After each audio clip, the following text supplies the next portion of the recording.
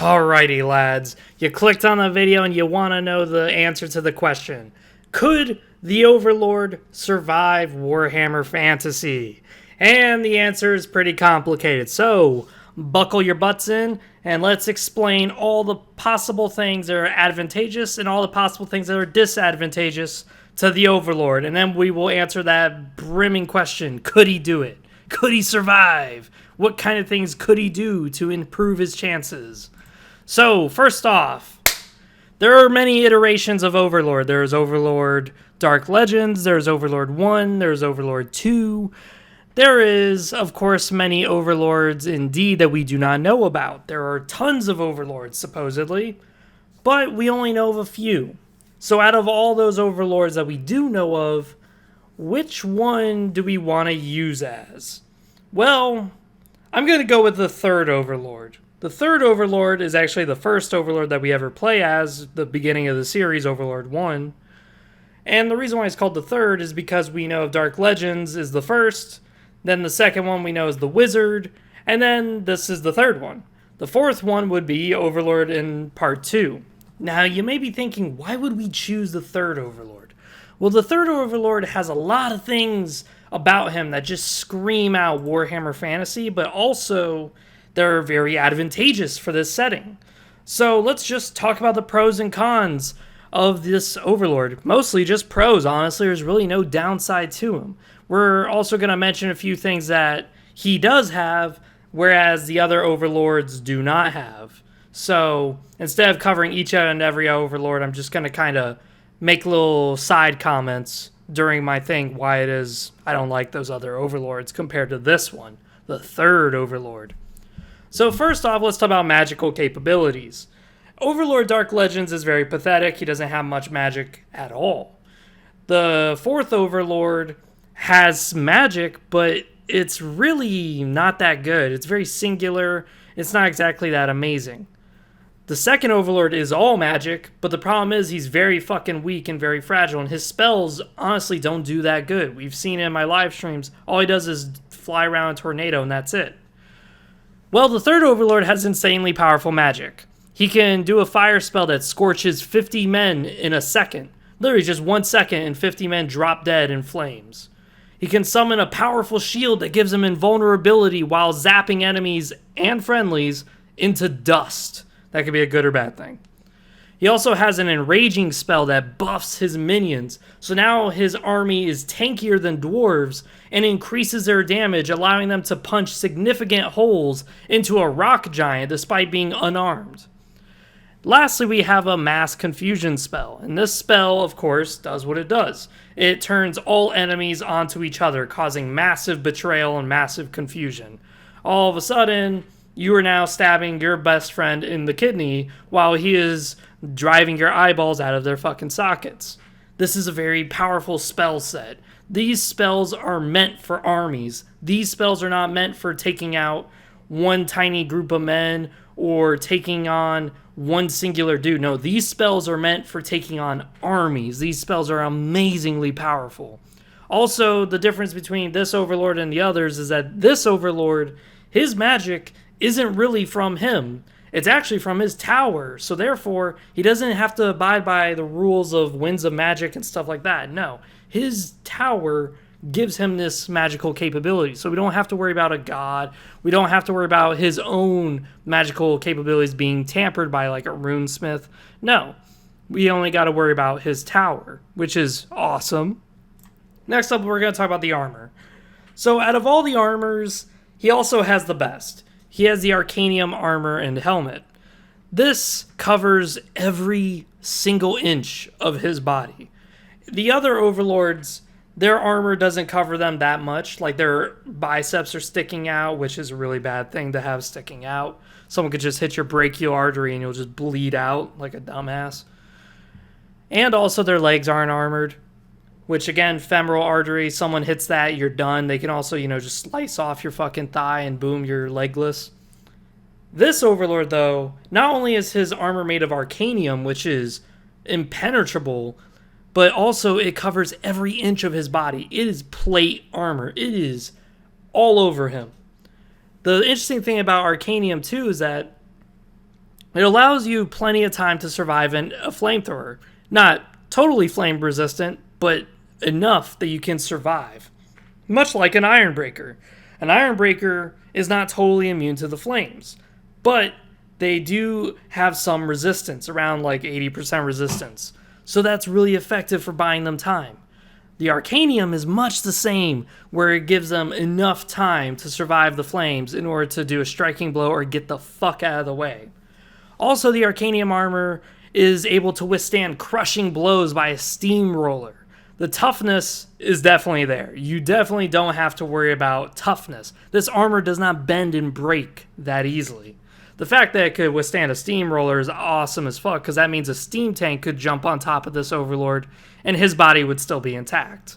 Whether or not he survives long enough, that's a whole nother subject. Now, weapons. The Arcanium weapons are very nasty. Now, the Overlord's fight moves are very bland and very lacking in combos. So, that's something that I would say is a negative. But on the flip side, most of the heroes and villains in Warhammer Fantasy all have the similar fighting styles, where they just take one swing and boom, fight's over. Or the fights are very limited, where it's just 4 to 5 hits and boom, the battle's done. So really all this Overlord needs is just one good chop and the enemies will fall. Able to one-shot any human, and if the weapons are fully upgraded, can ignite foes on fires and strike critical hits. Practically, the weapon does most of the fighting for the Overlord, if he maximum upgrades it. If he doesn't, it's still a powerful metal that's being used to make these weapons. So again, one cleave, and that's all it takes, and a fully outfitted Imperial soldier could be just wiped out. All of a sudden, the Empire swordsman just gets cleaved in half, just drops dead. Also, something else that we should talk about and factor in is his stature. He is taller than the average human, so I would say around 6'6", my guesstimate, which of course means that he's got massive muscles, but he's around Norskin height. I would probably say around like Chaos Warrior height. Very big dude compared to normal humans. Also, something that's very interesting is that due to his stature, he's able to wear and lift heavy armor and heavy weapons while moving at a moderate speed. This is, again, all equivalent to a Chaos Warrior, but without the shield. Again, not all Chaos Warriors use shields, but most of the time there is always a shield. So really, everything about his stature is equivalent to a Chaos Warrior, which is great. That makes it very easy for us to compare him to something. Also, something that's more important to talk about is intelligence. It is very high. He's able to learn fast and able to think tactically. This means that he can place his forces in positions that will maximize their capabilities, and he's able to utilize enemy weaknesses upon first engaging. Also, more of a side note really, this isn't really more of a overall thing, but he's intelligent enough to use the environment, which is, in my opinion, far deadlier than actually using his army. I would actually argue that he's taking more book of tactics and stuff from Sun Tzu's Art of War, as most of the time in the Overlord series, when we're playing as the third Overlord, most of the time he's using his environment to its effectiveness. If there's a high ground, he's going to put a bunch of red minions there and rain fire down below. If there's a particular advantageous position, he'll put his green minions there and watch them jump on enemies and stab them in the back. Also, he's able to look at the environment and go, hey, these bushes are very flammable, and the enemy is probably going to come through there. Let me burn their asses to hell. This is something that I would say is more Sun Tzu related, as after all, Sun Tzu was all about utilizing the environment. Burning your enemy when they think that they have an advantage is definitely a good way to win a battle. Now, the one thing I am going to have to do, though, is that we already covered pretty much most of the basics of why this Overlord's good, but something I want to talk about is what kind of tower is he going to be in? So, in Dark Legends, they have a castle, Castle Gromgard. This is not going to do. In the Overlord 1 series, we have the Dark Tower. That's not going to do either. It's far too open to be engaged by ogres, the Empire, orcs, whatever. So both of these options are out. But the Netherworld Tower is perfect. It's established far up in the north, where most civilizations are not. and it's deep, deep, deep underground, possibly further underground than the Skaven Empire, seeing as how the laws of reality don't really apply. But at the same time, those laws of reality could potentially be that the Netherworld is a different pocket dimension. But since we're putting him in Warhammer Fantasy, I'm going to just assume that these magical properties inside the Netherworld Tower are going to be similar to the Wood Elves' Athel Loren, where upon entering the forest, the laws kind of change. So, another reason why we're going to go with this tower is because it's perfect for establishing a dark domain amongst Norskins. Having them worship the Overlord as a god is a very good way of starting off, where you just come up from the ground and you just start beating the ass of Norskin tribals and stuff like that.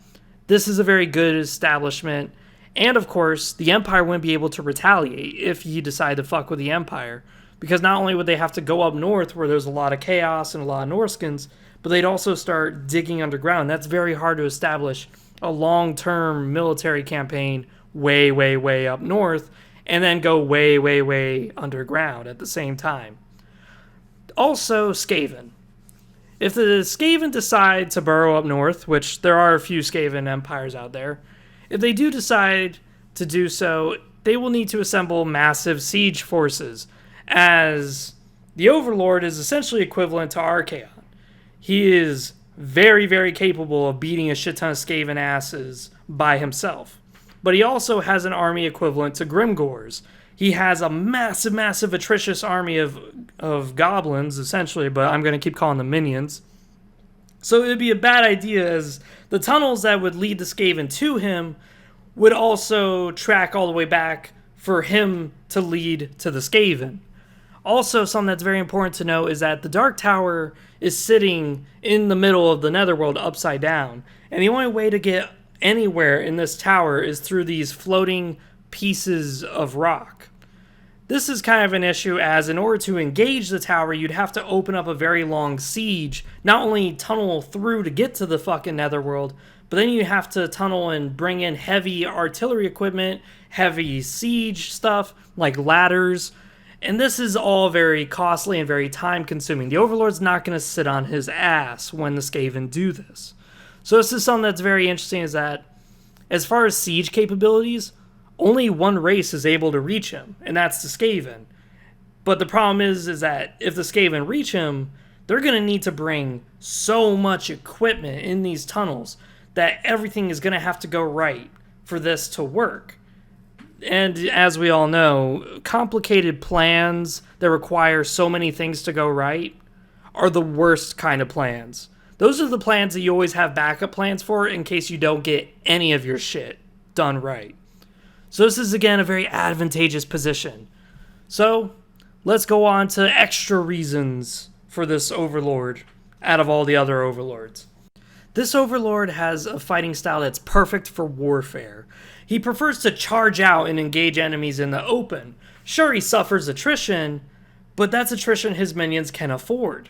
Now, while the fourth Overlord, the Overlad, his son, fought and destroyed a Roman-esque type empire, he only did so through surgical strikes, never engaging enemy fortresses and only attacking weak points, also wearing armor that, as I stated before, was very revealing.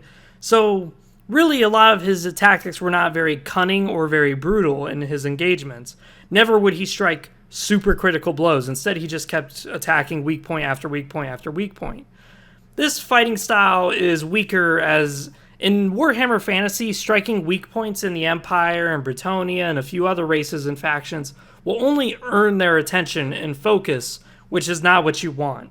Stealing or destroying an Elector Count's Runefang is great and all, it weakens them, but it's not a super good idea overall, because now you painted yourself as a huge fucking target. Also, in Warhammer cities, the cities get attacked all the time, but artifacts and important structures being demolished doesn't usually happen that much. Even if the place gets taken over by orcs, it doesn't lose those artifacts and those super important structures.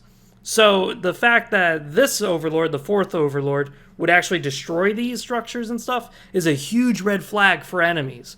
Like, well, If Marienburg got taken out by the elves, which it has, the elves wouldn't flat out destroy the city into just rubble.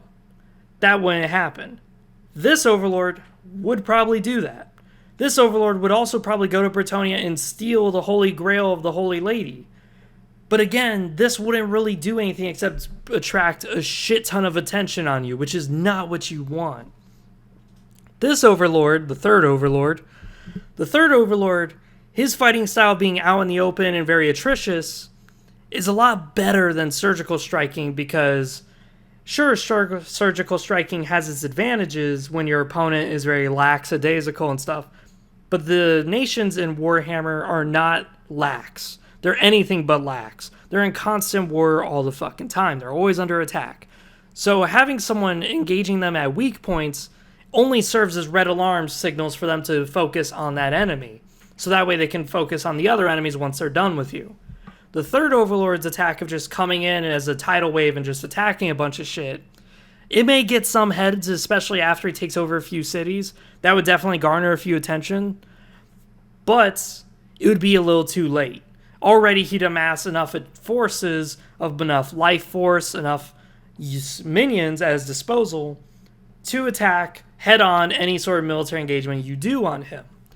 Again, this is very different from the fourth overlord, who would instead just constantly strike at weak points until he eventually does something crazy like assassinate the emperor or take on a king of a Bretonnian land. Again, this is great, you did it, you killed the emperor. Again, great, you killed the Bretonnian king, but all this did was unify the people, and now they're fucking pissed, and now they have a target. That is not what you want in Warhammer Fantasy. Warhammer Fantasy, you want to be the underdog. You do not want to garner a lot of attention until you are fucking ready. And that's something I could definitely see the third overlord doing, is slowly building up a Norskin army, and then when he's finally ready, he goes, hey, let's fuck those Bretonnians. And that would be a lot better than just simply going, let me just take out the Bretonnians' Grail. That sounds like a great idea. Now, something else that I also want to point out is how military engagements would work for the third overlord. Well, I'm going to give him cavalry from Overlord 2, because may as well. We're going to give him the best of everything that Overlord series has ever given. So, cavalry. And he has a decent front line with archers and healers. Has magical attacks that can ignore armor, and has assassins to take out important figures or aid in the front line by adding extra stabbing to the fight. Now, each cavalry has its own uses, which is even better. That's just great. You have a diverse cavalry, you have a heavy, good front line, perfect. And you even got basic archers that ignite people on fire, and you have healers who can wipe out magical units. This is perfect. So let's talk about each cav and how they could be used effectively. Well, firstly, we're going to start with the Spider Riders. So the green minions are known for assassination, so they utilize spiders as mounts. The thing is that the spiders aren't as huge as the goblin spider riders in Warhammer Fantasy, but they serve a much different purpose and a much better goal. See, their goal isn't to charge in and take out a few archers or a few musketmen. No. Their goal is to sneak around back and take out armies. They're able to jump on top of soldiers, biting them in the shoulder with venom as the greens are stabbing them in the fucking ass. This is very terrifying to worry about. If your general all of a sudden had 3 spiders on his back, and each spider's about dog size, and then there's goblins on top of that, minions, my bad, and then each of them are stabbing the shit out of him, this is a lot scarier than just one goblin coming in, barely able to catch you by surprise, barely able to kill your officer, and now he's winded and then you guys just gang up on him. That's not really as terrifying. Also, these goblins can traverse over walls and traverse over trees, much like the goblin spider riders in the lore, but in Total War Warhammer they don't illustrate that because that would be very difficult for them to do that. But it does serve as a good point, is that these spiders are able to traverse many types of terrain, they're able to traverse over walls. This is a very effective cavalry for sneaking and stabbing. Also, green minions do go invisible if you stand still, and they're able to give this to their cavalry. So having invisible cavalry, that is scary as fuck. Now the second cavalry they have is actually a skirmish cavalry. This is perfect. So Empire Pistoliers and Mounted Yeomen will definitely have a run for their money, as the fire minions, also known as the red minions, can ride fire-breathing salamanders. The salamanders are pretty tanky too, so it helps compensate for the weakness of the reds. But what they do is they roll up into little balls like armadillos and roll really fast. And what happens is the red that is riding inside them will hurl massive, massive fireballs. They're able to burn giants and are able to roll around in circles around their target, constantly skirmishing them, and it's constant waves of death. Each fireball is easily able to take out one man. Each fireball would probably be able to take out a man and a horse. So the idea of these super fast-moving, roly-polies is definitely more effective than an empire running around with a musket or a mounted yeoman running around with a peasant bow. This is definitely more interesting and more effective, probably, for the skirmishing role of just rolling around in circles. Lastly, the last cav we have is the shock/melee cav. So this cav is able to charge in hard, knock people on their ass, but it's also able to stay in the fight and just keep whacking away at people. This would be the wolf riders. They're literally just giant wolves that the brown minions ride. The brown minions are the fighters. They're tough. So what they do is they charge in with such force that they actually knock men into the air, as the warriors on top of the wolves proceed to bash down whoever the fuck is left. Overall, with all these cavalry and all the different ways you can utilize each colored minion, I would say we have a very well-rounded army. And to add to it, the minions are able to power up and utilize any artillery pieces that are left behind. So if a Hellstorm rocket battery is left behind, the Overlord can use it. And I think that's something that would definitely be considered, is if the Overlord is attacking Bretonnia and the Empire, every battle that they lose, if they had a trebuchet, if they had a mortar, if they had any sort of artillery piece, the Overlord could take it and use it against them in another battle later down the line. This will definitely be interesting. Now, the benefits of his army is that it comes with immunities. The red minions are immune to fire, no matter what. The only thing that could actually hurt them that could be fire-based is explosives, as their bodies are super fragile. But being immune to fire is a great advantage. After all, they're able to actually absorb the fire. That's right. You could set a burning forest, and the enemy minions will just suck the fire right out of the forest and then continue on their merry way to travel through to your city. So this is a very effective way of using them.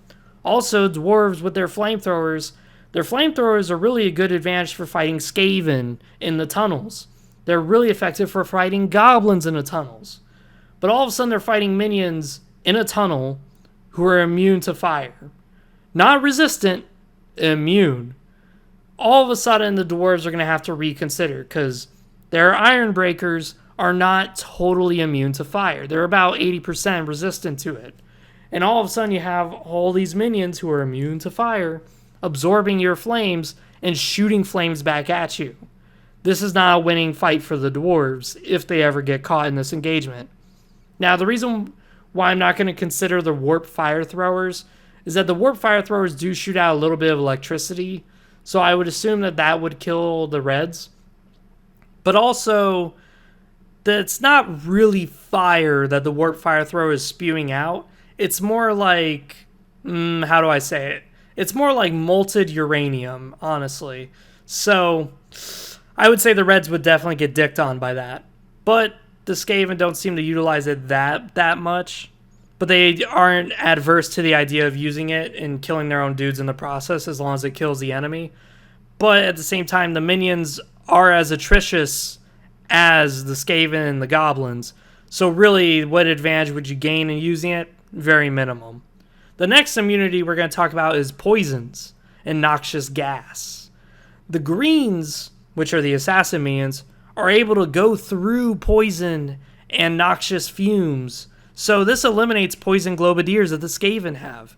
being able to just walk through noxious gas and suck it into their own bodies is very nasty surprise for the enemy, especially for the Globadiers. If the Skaven are dealing with a very particularly rough nuisance of an enemy like the dwarves, very tanky, very formidable, impossible to destroy, they'll just throw a poison glass through and just watch as the noxious fumes kill their enemies with their armor on and everything. But if they throw this poison at the minions, and all of a sudden a green minion jumps through the gas with his blades and proceeds to slice the Skaven's throat open, this will be a huge surprise for their foes. So, next up, the last immunity is the blues.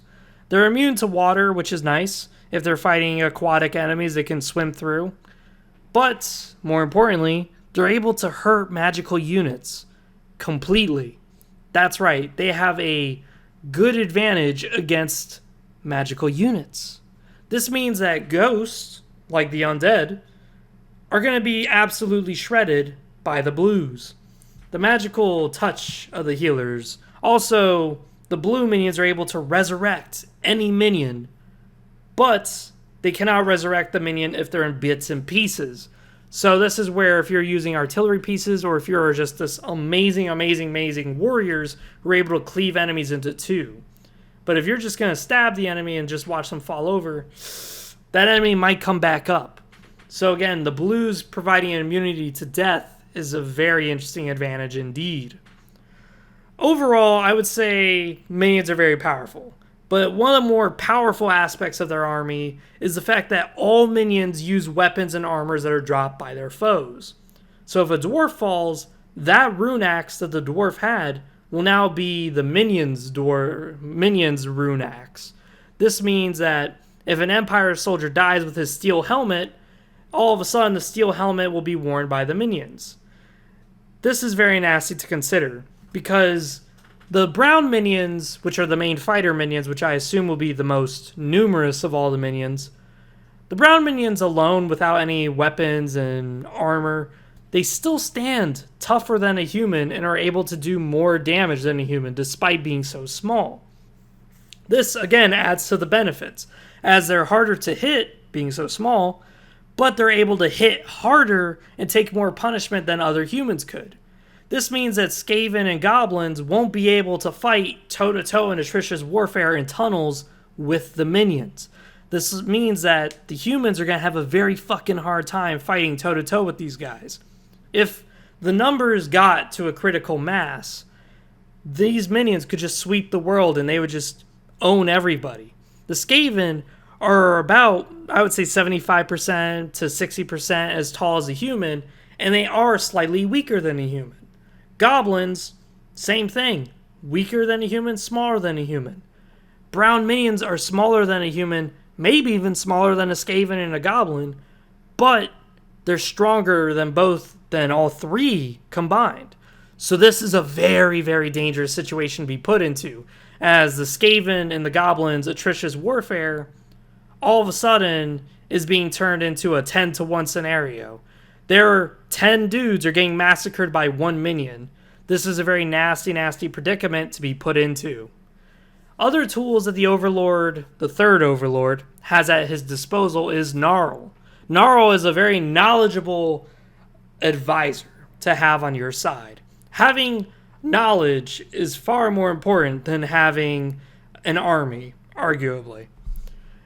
Gnarl being very knowledgeable of the world, he's also able to piece together how nations and factions work just by first meeting them. And he's always on the side of caution, which is really great when you're introduced to a new environment.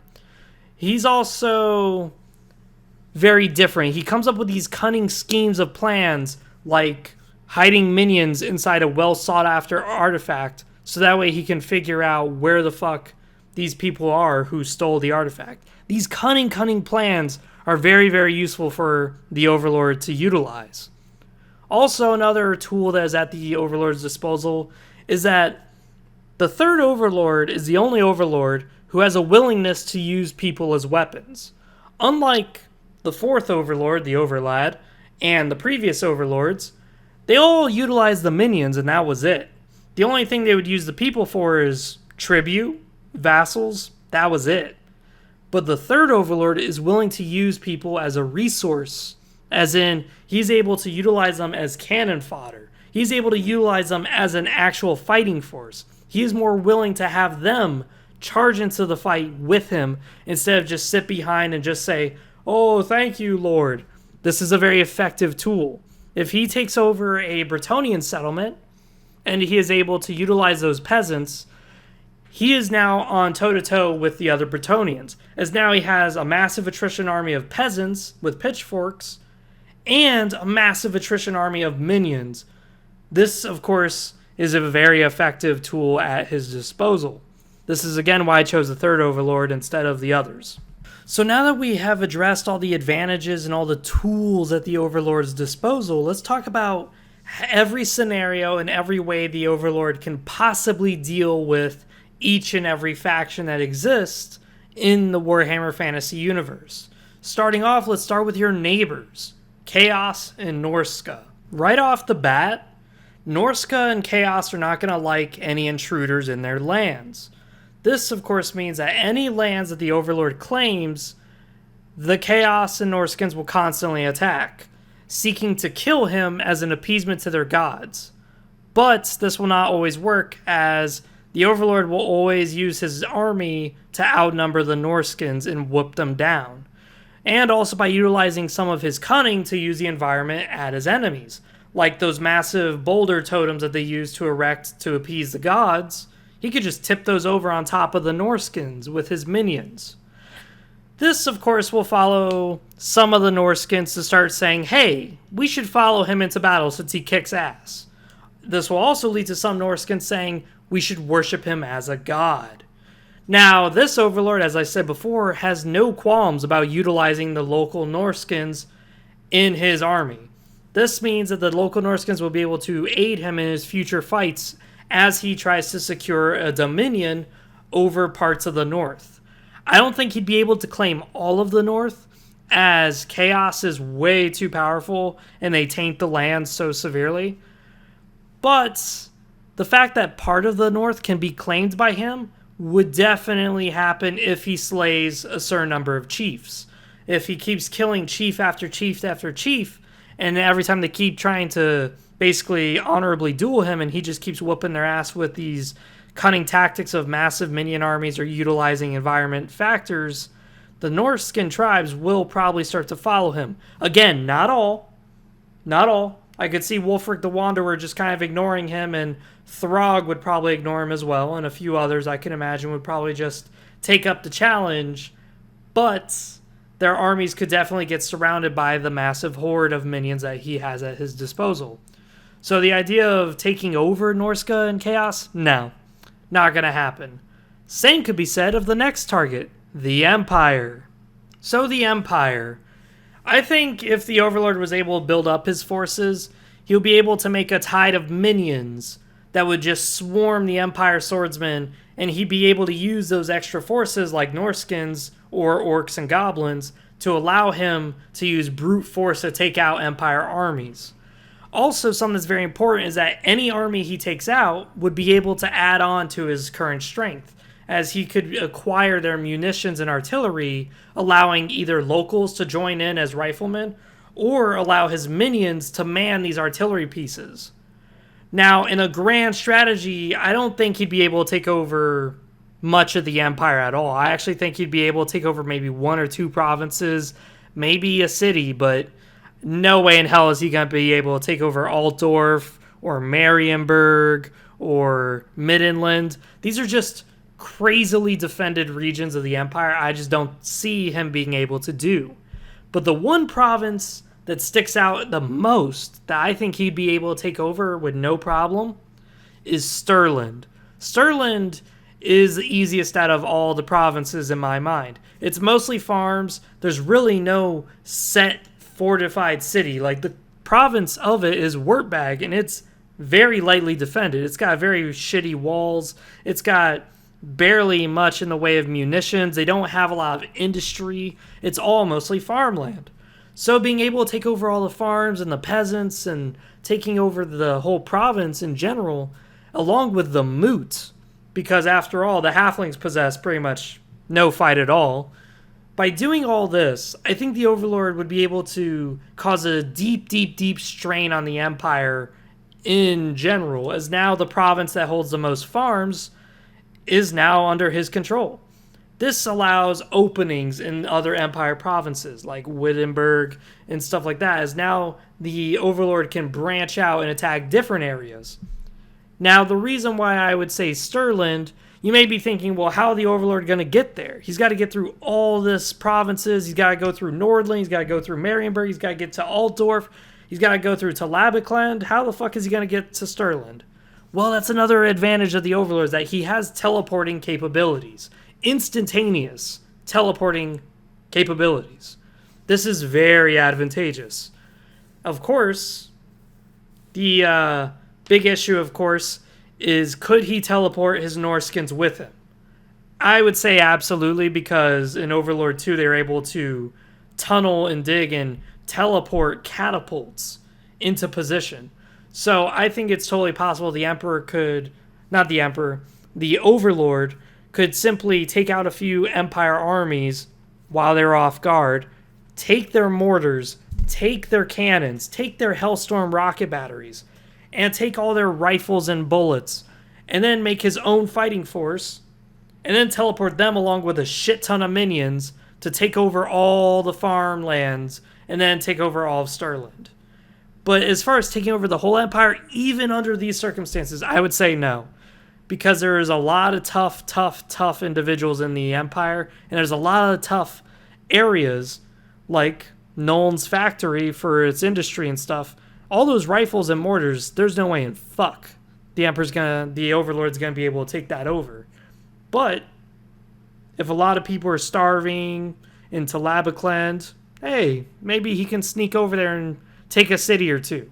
Again, he's not going to be able to take over all of the Warhammer fantasy world, but the fact he's able to do this much speaks louder than words about what other fantasies and other universes could do in this situation. So I think this is a really good thing. As far as other Empire factions like Kislev, I would say the Emperor would probably not do good at all in these fights against Kislev. After all, the Queen is very powerful. She could just make a massive blizzard to freeze all of his minions. Also, Kislev's fighting style is very good against the essentially chaos in general. So by utilizing Norskin forces, he's just incorporating extra weaknesses that the Kislev people already know how to exploit. So this, of course, presents issues. Also, if you really think about it, I don't think the Overlord would strategically want to take over Kislev, because Kislev is very good at holding off chaos. So if he just keeps them there, in fact, if he took out most of the Empire to where they started to fall, I could see it being advantageous for the Overlord to say, hey, Kislev, I'll allow you to do your own thing and be your own government, but just keep holding off the chaos. Allow me to rule my dominion safely here without the threat of chaos. After all, Kislev is taking on that burden for the Overlord.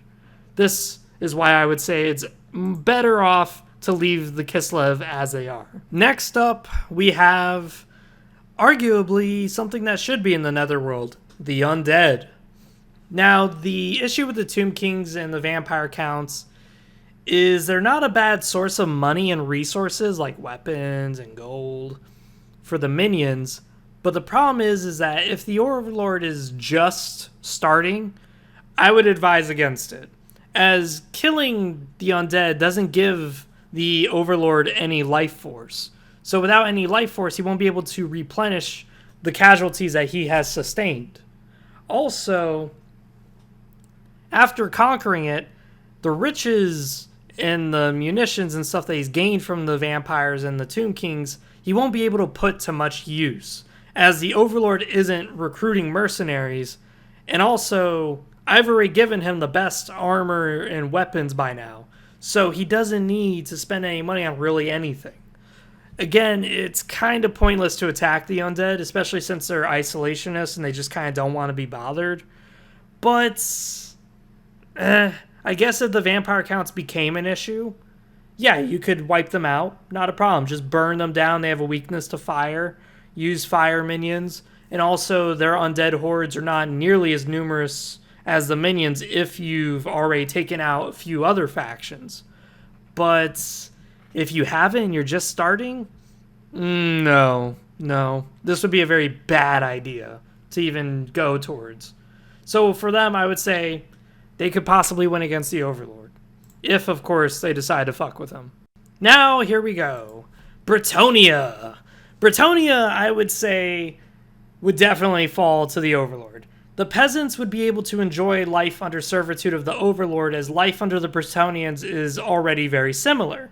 The only difference is that they have to overcome their xenophobia of the minions.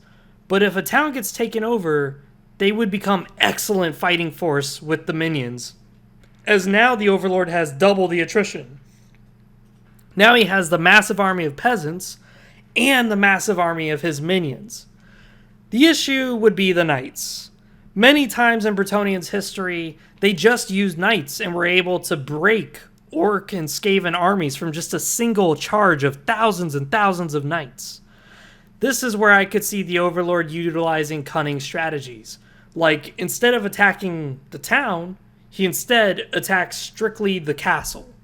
By attacking strictly the castle that the knights are living in, he is putting all the battle and attrition and strain on the knights directly, instead of wading across the countryside, plowing through thousands and thousands of peasants just to reach the knights.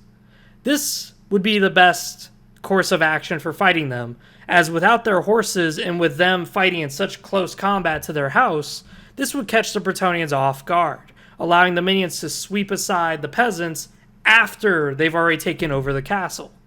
After all, each minion is stronger and tougher than a normal man, and these peasants are basically just men wearing shitty clothes and having pitchforks. They present no real threat to the minions. So, by being able to take out the lords that are overruling them, instead of wading through the peasants will actually enjoy this a little more, and they may actually be more willing to fight for the Overlord. Now, something else that's very important to note is that, again, teleportation. Teleporting directly in front of the castle would be the only way I could see this being done. But even then, some cities would be tough, almost so tough, it would require more forces to utilize, as minions alone wouldn't be able to break those defenses. So initial engagements would be great.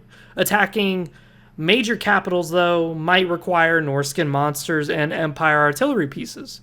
Overall, despite all the heroes Bretonnia has, despite all the counts and dukes and the Grail Knights, I think if the Emperor was to use his magic, like incinerating 50 knights in a second, or causing a bunch of knights to turn on each other, or utilizing the thousands of varied colored minions along with additional forces, it would definitely be possible that all of Bretonnia would fall, no matter how good their forces may be. Because, as I said before, the peasants aren't the issue. And if Gnarl, the advisor, sees the Bretonians, he would be able to recognize, hey, ignore the fucking peasants. Go for the knights. The issue is that, again, the third Overlord would not care about stealing shit. He would not care about taking and destroying certain artifacts, because the Lady of the Lake has many, many, many grails. And that's something that people don't realize, is that a Beastman horde once took a magical grail that Grail Knights are supposed to sip out of. But once the Bretonians formed a massive force and attacked them, they realized the lady basically made a fake. And there are many, many knights who seek these grails, but they keep finding fakes. Only the real knights know what they look like, but every time they describe it, it seems to be different than the ones that they've seen. So the only way I could really say is that the Lady of the Lake makes different chalices, and also if you even damage one of the chalices, it's not going to stay a permanent damage. So this is where, again, the fourth Overlord, the Overlad, would be fucking useless. He would try to be surgical striking this, going, ooh, let me steal those chalices, woo-hoo-hoo-hoo. Yeah, you dealt a blow to the Bretonians, but all you've done is piss them off, and now you've made yourself a massive target. Because now they're like, Oh my word, this guy stole one of our chalices of the Lady of the Lake. We must smite this foe for chivalry and honor. But then, if they're fighting this overlord who doesn't give a fuck about their chalices, he just gives a fuck about conquest. That is far harder to fight with. And that's not as mind-catching as someone stealing your ancient relics. So again, this is why I chose this overlord. But overall, when you consider all these factors, the availability of different forces that the overlord can utilize, the different tactics he can use, the way he can just simply ignore the peasants and go straight for the castles, really Bretonnia doesn't stand much of a chance, and possibly all of Bretonnia will just fall. Even though Louis Leoncoeur is very awesome, he's not that awesome when he's surrounded by thousands and thousands and thousands of fucking minions, along with thousands of peasants who are now joining in on the fray. And these cities are awesome as fuck. That's why I would say the Overlord would attack the minor dukes before attacking the major ones, because then he can garner up a force willing to do it. Also, he's got artillery pieces that, again, could be of Empire origin. Using mortars would be very effective against the Bretonnians. I've done it all the time in Total War, where Bretonnians will just sit on top of the walls, meanwhile mortar fire is just raining down upon them, and the only answer they have is trebuchets. Trebuchets are great, but gunpowder, cannons and stuff, way better. Next up we reach the High Elves. Now the High Elves is one of the first factions and probably the only faction I would say the Overlord would flat out die if he fucking tried to fight them. See, if we somehow got the Overlord to actually reach Ulthuan, I think it would be a little too tough to engage, as the elves use a lot of arrows, and they use thick shield walls with spears behind them. This is damn near unbreakable. The elves' speed alone is also an issue that would be of considerable difficulty to deal with, as the moment the Overlord gets close with his armies, the elven army can just step back and rain more arrows on him. Their cavalry is very significantly strong, and of course their forces will not simply stand by and wait to be attacked before they attack you. The High Elves will obviously kill you before you even touch them. They, again, do not like outsiders. They don't open up with diplomacy if you're in Ulthuan. Also, their magic is particularly nasty, able to have multiple mages rain meteors and fire tornadoes on the minions. This, also coupled with a few dragons, can pretty much crush any opposition the Overlord can send at them. This is where I would say that the only scenario I could see where the High Elves are kind of in a difficult spot is if the High Elves are defending a city. They could be screwed in this in that they're easily demoralized. So the Overlord would have to bring many minions in order for even a single city to fall. But even then, I think this would be suicide. Attacking the High Elves is just suicide in general. They're militarily disciplined, they're very smart as to how to do things their way, and their elite units are not to be trifled with. Their swordsmen of Hoeth are able to slice down hundreds of minions without a doubt. And then you have their mages who are able to summon spells astronomically to the point that the armies would be reduced to cinders before they even got close. Then we got the dragons, which, as I stated before, the dragons alone could crush cities. So dealing with a few armies of pesky minions, not a threat. Yeah, these elves are definitely fucking nasty. It would be overall suicide, in my opinion, to engage this kind of force. Next up would be another cousin of the elves, the Wood Elves. Now, their forest is confusing, because again, it's a magical place. The elves are everywhere along the massive trees, along with sentient trees that can destroy swarms of men in a single hit of their branches. Now, when analyzing the Wood Elves and their army composition and their cities, one thing stands out as a massive weakness to their overall nation and their armies that the Overlord would most definitely use. As we've seen in the video games, the third Overlord loves this. He uses it all the time. What is it, you may ask? it's a weakness to fire. The Wood Elves don't really have anything to combat fire really that well. They don't usually wear armor, they usually wear leather. And then the trees themselves are trees. Now, all the Overlord has to do is set the forest ablaze and have his fire minions, the red minions, burn down the dryads and treemen. This would wither the Wood Elves to ash. This would drop the Wood Elves out of the massive trees, and now they are on the run from the flames, not on the run from an enemy that they can shoot at. This would be a disaster for the Wood Elves. This, of course, would be the biggest issue for the Overlord is, can he start the fire before the Rangers and the Wild Riders catch him? This would be best to do as early as possible, as in doing this, before your name becomes popular around the world, by burning Athelloren to the ground, this would send shivers down everyone in the world's spine, and could possibly make some nations bow down to the Overlord before he even engages them, as they would have the mentality going, if he could destroy the most impenetrable elven nation out there, then I stand zero fucking chance. But, as I said, the biggest issue would be, can he start the fire and then keep the flames going during the whole campaign? Because if he just has a massive firewall that slowly goes through all of Athelloren, even burning down the Tree of Ages, the heart of Athelloren, he could definitely win. All he's got to do is keep the fire going. He doesn't have to actually fight the Wood Elves to win. All he's got to do is fight the fucking ground. He's got to fight the forest. That's all he's got to do. So all he's got to do is just keep starting the fire and just keep it going and keep it going, keep it going. The reason why I say the Overlord would win doing this is because the elves utilize the forest too much. If you efficiently started a fire that was unbeatable, which the Overlord can do, he's done it enough, and he's got minions who are even immune to the fire, then all that's left remaining is the riches that are left available by the Wood Elves and whatever steel weapons that they may have or elven-made weapons for the minions to pick up later. This would be almost a casualty-less war for the Overlord. This would be so easy to deal with. The only issue would be flying units like the Eagles, because if they could have a huge amount of Eagles, they could definitely do a number to his forces.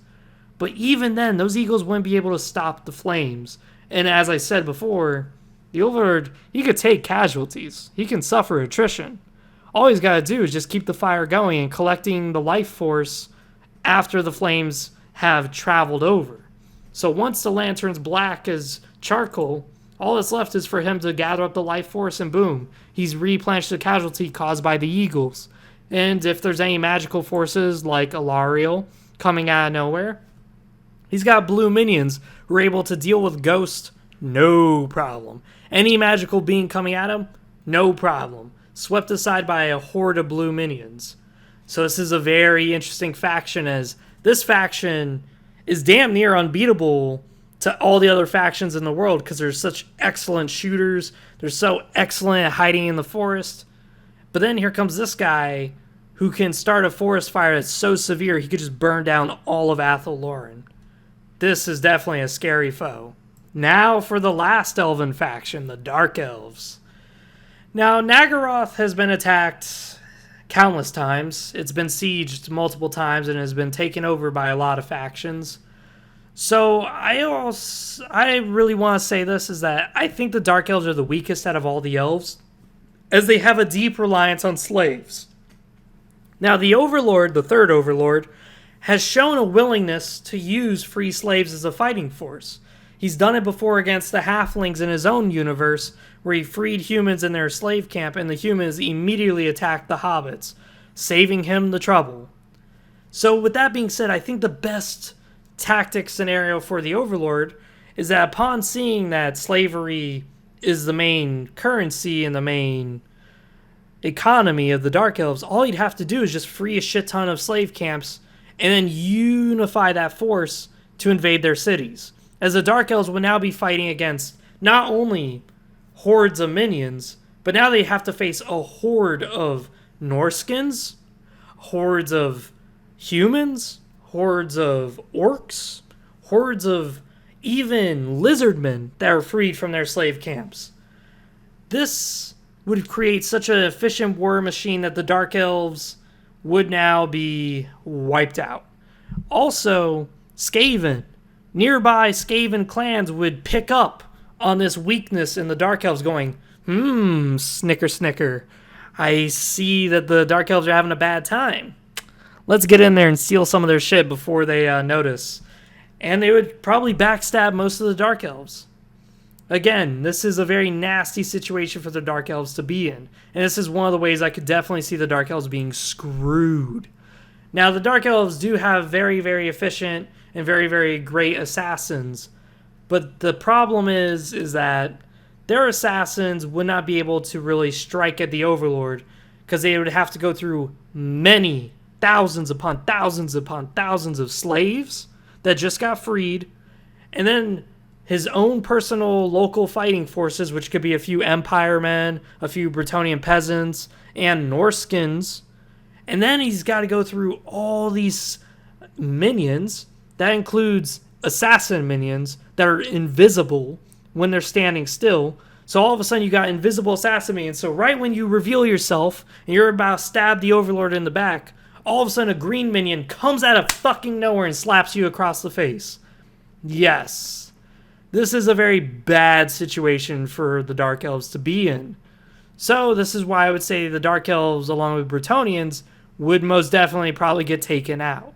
My favorite faction that I spent the most time thinking of. I spent a lot of time thinking about this, but the Skaven. Now, as stated earlier, the Overlord is tough and brutal. So the Skaven will have a tough time taking even just him alone down. But the issue is that the minions are a much bigger threat. With each of the minions barreling down in droves, taking out 10 times more Skaven than any other fighting force, the issue becomes how long can the Skaven last in this battlefield? This would be a great early start to the Overlord's campaign of the world, as the Skaven are slow to unite and never have all the tools at their disposal. Some clans, especially the minor ones, only have clan rats and slaves at their disposal, which means they're pretty damn defenseless against the Overlord, who can use these massive atrocious battles of millions and millions of clan rats and slaves as a life force harvesters, gaining the life force necessary to create millions of minions. This can easily spiral out of the control for the Skaven, as every death they have is another minion added to their enemy's ranks. By the time the bigger clans have caught wind, it could possibly be far too late, as the minions would have reached a massive number in the tunnels. The minions also could dig their own tunnels that are sturdier, so any tunnel that the Skaven decide to destroy to, prevent being destroyed, this would just be a moot point because the minions could just build another one. This would be very highly recommended for the Overlord, as I've stated, the Skaven will just send hundreds of thousands of Skaven slaves and clan rats against the minions. Sure, the minions are not going to get armor and weapons by fighting the Skaven like this, but they're going to get this ridiculous amount of life force from this kind of fight. Because every Skaven is around 70% to 60% as tall as a human. The minions are maybe around half the size of a human. But the difference between the two is not their size, but rather their stats. A Skaven is weaker than a human. Weaker in all categories.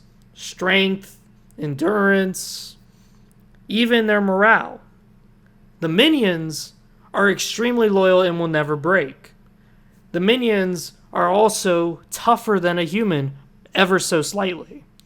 They're also stronger than a human, ever so slightly. So now the Skaven are fighting hordes of slightly tough human-type species.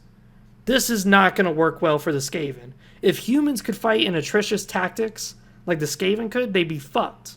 But now they're fighting something that's able to do horde tactics like them, but they're tougher than humans. This is a very, very, very, very bad scenario for the Skaven to be in. Now, the Skaven do have artillery pieces. We've stated this earlier. But if they lose those artillery pieces, and also those artillery pieces are very fucking hard to use in a tunnel, this just adds more weaponry to the Overlord, as now he's got this extra shit. And as we stated earlier, way at the beginning of the video, in case you forgot, any poison and noxious fumes they use is just going to get sucked in by the green minions. Their nastiest weapons at their disposal would be their machinery. But the issue is that their machinery, how many millions of Skaven will they have lost by the point that they start saying, hey, we should probably start using our big machinery, like the Rattling guns, like the Jeziles, like the Doom wheels, like the Doom flayers. Well, by the time they get to that point, there will be so many millions of minions that the weapons and shit will just break down by the time that the minions reach them. This is a very bad scenario for the Skaven. As I said, the fact that the Skaven are slow to unite is scary. But the fact that the minions replenish their number by how many people they kill is even worse for the Skaven. So with that being said, I could easily see it where the Skaven actually get taken out. Or, if not taken out, the Overlord could purposely keep them alive strictly as a fuel source for his war machine. As all he does is just keeps this atrocious warfare going on in the tunnels, and he just keeps reaping on the thousands, the tens of thousands of life force that's just sitting in the tunnel for him to collect. This, of course, spells doom for the rest of the world. As if the Skaven do this, if the Skaven decide to fight like this, the world is fucked. Because now the Overlord will have reached a critical mass of minions to where he could overtake any faction from millions and millions of minions. Minions uncounting, because that's how many Skaven he just absorbed. This would be a very deadly thing for the Skaven to engage. This would actually be the one thing where I would actually warn the Skaven, don't fuck this guy. Stay the fuck away from him. Let the world fuck him before you decide to touch him. That's what I would say. So the next faction we're going to cover is the Orcs and Goblins. Seeing as how the Orcs are equivalent to minions, but slightly tougher and slightly tankier, then the fights are going to boil down to intelligence. Since the Overlord is no Grimgor, he is obviously smarter, but he's not tougher. So when it comes to the Orcs, they're obviously going to lose. They're going to use very straightforward tactics of just charge in and attack. But by the Overlord using those skirmishing cavalry that we talked about earlier, the Salamanders, using the Wolf Riders as a charging force to catch off the other cavalry, and by using the green minions to assassinate Orc chiefs and war bosses, the Orc army is going to become very weak and brittle very, very quickly. Also, by scorching the Orcs with the environment, like, causing a rock slide or burning a bunch of dry vegetation, because dry vegetation is very flammable. This also reduces the Orcs' reproductive capabilities, as the spores and fungus that they grow from is weak to fire. So by utilizing fire, he could easily break down the Orcs. Now, the thing is that I don't think the Orcs would necessarily join the Overlord. I think that since might makes right, a few Orcs would definitely join, but I don't think they would join. So in other words, he may get one clan of Orcs, but there's no way in hell he's going to get 3 or 4 tribes of Orcs united under his wing. No way. And then when it comes to dealing with heroes like Grimgor, it would be best if he just simply avoided them at all costs.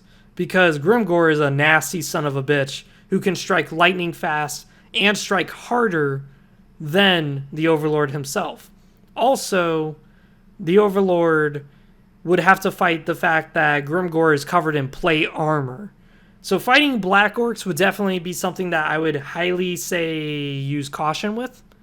But if the Overlord decided to fight him the way he fought the Great Warrior Khan, essentially what he would do is just use a bunch of green minions to jump on top the giant plated bastards and just keep stabbing the shit and piercing the fuck out of their plate armor, stabbing them in the arm, the leg, the stomach, the back.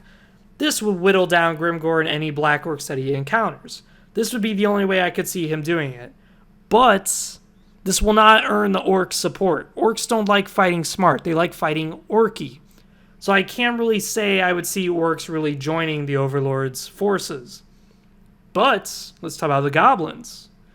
The goblins might be able to strike hard at minion forces, as they could use night goblins with the night goblin fanatics. They just drink the brew, and in tight spaces, they just start spinning away, killing a few hundred minions. The problem is that, along with Skaven, the goblins are also slightly weaker than men, and the minions are slightly stronger than men. So a fight of straight attrition will not work well for them. Also, any contraptions they build, if they abandon them, will now be used by the minions, like wolf chariots, pump wagons, spear chuckas. I can see the orcs and goblins somewhat working for the Overlord, but I could definitely see the goblins being the ones forced into servitude under the Overlord the most, as they would be very scared to deal with him, and his minions would definitely prove their might is best, as all they'd have to do is just club a goblin in the back of the head anytime he thinks he's someone important. Next up, we're almost done with this list. Oh man, this is a long one. But the lizardmen. So the lizardmen, I would advise to avoid until a later date, as the lizardmen are very tough. The Saurus are stronger than humans and stronger than orcs. This, of course, would be very powerful to fight against. See, the lizardmen not only have atrocious warfare, just like the Skaven and goblins, but they also have super powerful mages like the High Elves, but even better. They have the Slann. And the Slann would need to be dealt with first before the Overlord even considers dealing with their armies. After all, their armies are tough, but those Slann are tougher. Now, also something we have to consider is that the lizardmen armies usually don't retreat, but instead give in to their bestial rages. Fighting skinks, on the other hand, would be exactly like fighting Skaven and goblins, but the issue is the Saurus and the Kroxigors do most of the fighting. So if the Overlord does fight the lizardmen, he must attack them when he uses the green minions to strike and assassinate the Kroxigors, the dinosaurs, along with any Slann the lizardmen have, before engaging full on with the Saurus, as the Saurus are tough brutes that, even without support, are more than a handful for the minions. So, when it comes to fighting the lizardmen, I really can't see it unless the Overlord gets additional forces, like maybe driving some of the Skaven into servitude, maybe utilizing some of their plagues, maybe bringing a few Norskin troops to give some beefiness to the fight against the Saurus. After all, they're monster hunters. They'll do great against the dinosaurs. And also, if he's going to engage them in the open, he's going to need to take out their support before he engages with his own support. This is, of course, a fight I would highly recommend against until a later point. I'm not saying it's impossible. I'm actually saying that he could take out all of the lizardmen. He would just have to get additional forces and would have to get a critical mass number of minions to where he would just overrun them. Where even though he's having losing trades, like he would lose 60 minions to one Saurus, it's perfectly okay. If he reaches that kind of attrition level, the Saurus and the lizardmen in general are fucked. And if he keeps assassinating the Slann, the lizardmen could devolve into just mindless beasts. So this is one of those cases where it's like, I can see the Overlord doing good, but it's going to require so many things to go right that I could easily see the Overlord losing everything if he makes a fuck up, or if something just bad happens in general that catches him off guard. Lastly, but not least, is the dwarves. The dwarves I put the last on the list because they're always on the defense. They're never usually on the offense. So that, and also I think they're particularly easy to fight, as they would have to deal with the immunity of fire by the minions. This is a big deal because usually when the dwarves are fighting huge hordes of enemies, they usually utilize explosives and fire. They even have flame cannons. Not just flamethrowers, but flame fucking cannons. The issue is that now those guns are useless. Now they're going to have to rely strictly on cannons, but cannons are not that effective against massive hordes of enemy. Cannons are good against knights and stuff like that and chaos warriors because they're usually very minuscule in number, so when you take one out, it has a pretty astounding effect. But shooting a cannon and killing maybe 10, 20 minions in one cannon blast, that's cool, but that's not enough. You gotta do a lot more than that. This, of course, is also an issue because the dwarves are master craftsmen. So what happens is when they lose, their armor weapon is now going to be utilized by the minions, as the minions will use their equipment against the other Dawi. The issue, too, is that the dwarves' engagements do not need to be head-on.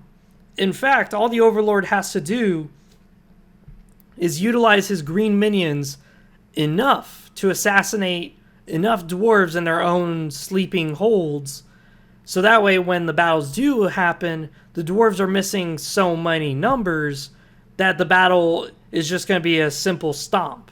They're going to be so heavily outnumbered from losing so many men that the skirmishing forces of the overlord are going to be enough to take them on.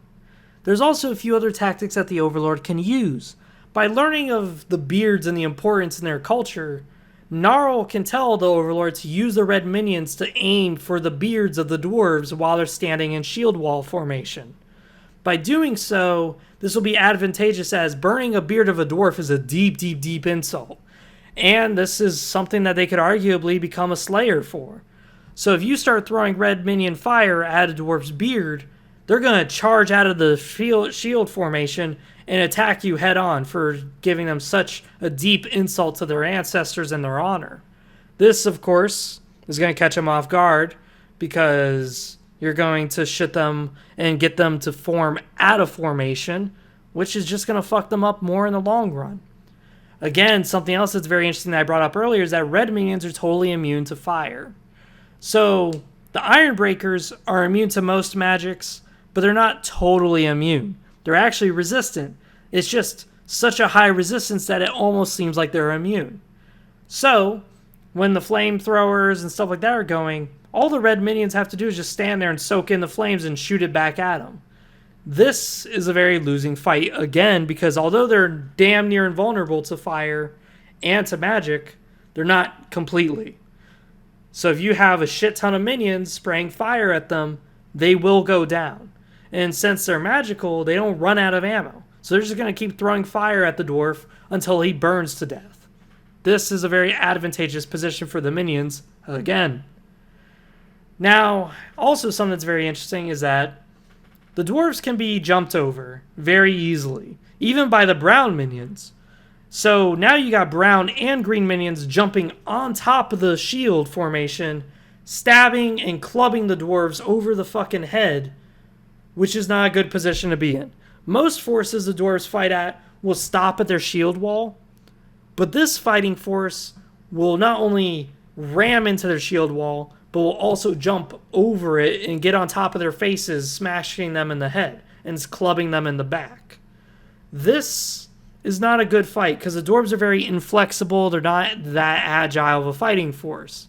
So being hit with cavalry, like spider riders being able to climb over the walls and stabbing the shit out of them, and then having to deal with melee/shock cavalry that's able to charge into their shield wall and make them bite their teeth as they're just sitting there holding against these wolves, and then having minions actually jump over their wall in general and start smacking them in the back. This is a very difficult position for the dwarves to be in. This is a very losing fight to be engaged in. One of the nice things about this is I could see the overlord using the equipment he gets on his minions to override the Skaven even harder. Because now the Skaven are fighting essentially super tough, human-like horde tactics, but now they're armored and their weapons are super fucking great because they're using axes and armor that was used by the dwarves. This would not necessarily be a fight that the Overlord would constantly take on, as after all, there's very few dwarves, but it's a fight that would be very advantageous to the Overlord's fighting forces, as now he's able to armor his dudes up. Also, the loot he would get from their cities, he could steal their Gromril. He can use it to maybe forge Gromril armor if Gromril proves to be a better substance than Arcanium. I don't think it would be. I think they'd probably be equally similar, but the option is still there. If the Overlord wishes to use this universe's armor, he could do it. Besides that, this has been Freezer 700. I am out. Peace. Thank you all for watching, and comment down below what you guys think. What do you think of each particular battle scenario? What I personally draw down as weaknesses and strengths of the Overlord. Do you guys necessarily agree with it? Do you guys think that maybe I made the factions too easy? Maybe I made the factions too tough? I honestly try to give them the best realistic perspective as possible, but the issue is that the books and stuff like that are all about winning the day, glory, and stuff like that, so it's kind of hard to make a realistic scenario out of it, but I would love to hear your inputs anyways on the matter. Besides that, this has been Freezer 700. See you guys next time.